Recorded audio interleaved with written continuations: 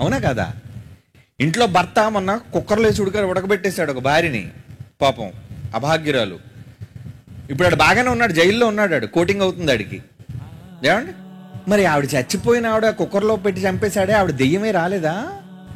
పగ తీర్చుకోలేదా? తీర్చుకోదురా సన్నాసి. మరి బైబిల్ చెప్పింది అంటే బైబిల్ నువ్వు నమ్మవు అన్నమాట. ఏమి నమ్ముతావు? మనుష్యుడు రాసే పిట్ట కథలు, కట్టు కథలు నమ్ముతూనే ఉంటావు. బైబిల్ చెప్పిన నిజాలు నమ్మవు కదా నువ్వు. ప్రసంగి గ్రంథం 10వ అధ్యాయం 14 ఏమంటున్నాడు చూడండి. 10:14 కలుగబోనది ఏదో మనుష్యుడు తెలుసుకోకపోయినా ఎంత మాట్లాడతాడు, బుద్ధిహీనంగా విస్తారంగా మాట్లాడతాడు. ఏమండి, భూమి మీద నరుడు కన్ను మూసాక దేవుడు ఆత్మ కోసం ఏం చెప్పాడో తెలుసా? ఎంతసేపట్లో ఈ భూమిని విడిచెడిపోతుందో తెలుసా అండి? ఏమండి, బైబిల్ చూస్తారా? బైబిల్ మత గ్రంథం కాదు ఇది, కథల పుస్తకం కాదు ఇది, ఎవడో పనికిమాలిన వాడు రాసిన నవల గ్రంథం అంతకన్నా కాదు ఇది. సాక్షాత్తు దేవుడే ఈ సమాజానికి నిజాలు చెప్పడానికి సృష్టికర్త వ్రాయించిన దైవ గ్రంథం. యోబు గ్రంథం 21:13. యోబు గ్రంథం 21:13 చదవండి. ఏమంటున్నాడు? వారు శ్రేయస్సు కలిగి తమ దినములు భూమి మీద గడుపుతారు. అది భార్యాభర్తలు కావచ్చు, శత్రువులు కావచ్చు, పగవాళ్ళు కావచ్చు, ఎవరైనా కావచ్చు. చచ్చిన ఒక్క క్షణములోనే పాతాళం అనే ఒక లోకం ఉందిరా, ప్రేతల లోకం. ఆ లోకానికి పోవాలి ఎవడైనా సరే. చచ్చాక మరో లోకానికి, మృత్యు లోకానికి పోవాలి వాడు.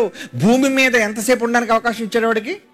ఒక్క క్షణం అంటండి. క్షణం అంటే కనురెప్పపాటు. క్లక్ వెళ్ళిపోయాడు. గుండెలాగా ఆగింది, ఆడిపోయాడు. ఎక్కడికి పోయాడు? భూమి మీద లేడా? లేడండి. పారు కోసం తిరగడు, శత్రువుల కోసం వాడు తిరగడో చంపడానికి. ప్రేతాత్మై ఆడదిగా రాదు, ఎముకలతో మాంసముతో రక్తం కక్కుకుంటూ రాదు. ఇవన్నీ కట్టుకథలు నమ్ముతున్నారు. ఏమండి, బైబిల్ సమాజానికి ఎంత శ్రేయస్సును బోధిస్తుందండి. నమ్ముతారా? లేదండి, ఇంకో జన్మ ఉందండి, మేము నమ్ముతాం. కానీ బైబిల్లో దేవుడు ఏమన్నా తెలుసా? హెబ్రీ పత్రిక 9వ అధ్యాయం 27 వచనం. హెబ్రీ పత్రిక 9వ అధ్యాయం 27. మనుష్యులు ఒకే ఒక్కసారి చావాలి. నియమం నేను అన్నాను, దానికి ఆర్డర్ వేశాను నేను, చావాలి. ఆ తరువాత తీర్పు జరుగును. ఇవ్వబడింది ఒక్క జన్మ, ఒక్కసారే, ఒకే ఒక్కసారి చస్తారు. చచ్చాక ఈ లోకాన్ని విడిచి క్షణంలో వెళ్ళిపోతారు, చిటికెలో. ఇంకా పగ తీర్చుకోవడం ఏంటి? మరలా వాళ్ళు ఇంకో జన్మ రావడం ఏంటి?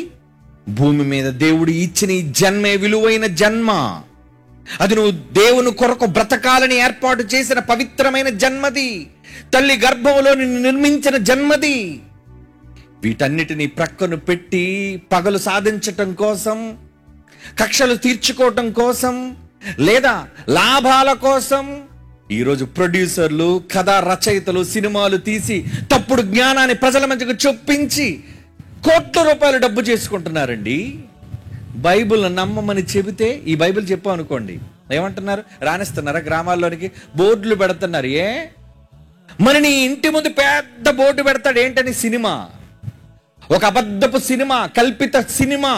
దాన్ని రానిస్తావే? దానికి ఎటువంటి అభ్యంతరాలు లేవు. అందులో బూతులు ఉండొచ్చు, అందులో అరకొర బట్టలు వేసుకొని అది వ్యాంప్ డాన్స్ చెయ్యొచ్చు. అది నీ పిల్లలు చూసి సిగ్గుపడొచ్చు, లేదా నువ్వైనా సిగ్గు లేకుండా చూడొచ్చు.